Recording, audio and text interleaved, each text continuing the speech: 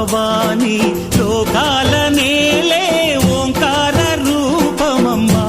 తల్లి మహిమల్ని చూపవమ్మా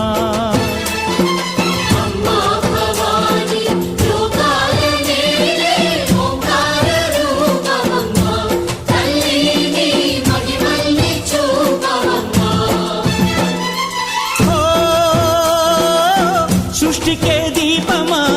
శక్తికే మూలమా సింహరథమే నీదమ్మా అమ్మ దుర్గమ్మ భక్తులను దీవించుమా